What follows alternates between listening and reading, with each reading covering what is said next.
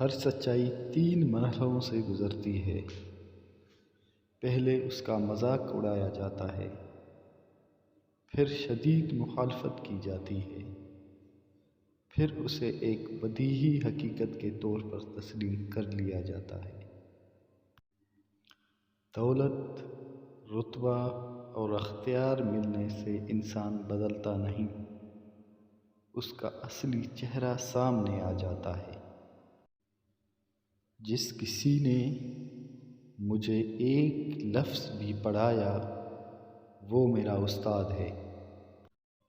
دین کی اصل عقل، عقل کی اصل علم، اور علم کی اصل صبر ہے، لہذا صبر کا دامن ہاتھ سے کبھی نہ چھوڑو۔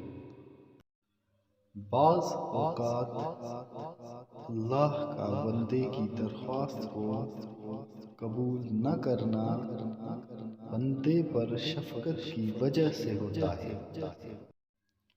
اللہ تعالیٰ نے اشیاء کی حقیقت کا علم تم سے چھپا لیا ہے، اس لیے کوئی چیز تمہیں اچھی لگے یا نہ لگے اس کے خلاف نہ کہو۔ جو علم کو دنیا کمانے کے لیے حاصل کرتا ہے، علم اس کے قلب میں جگہ نہیں پاتا۔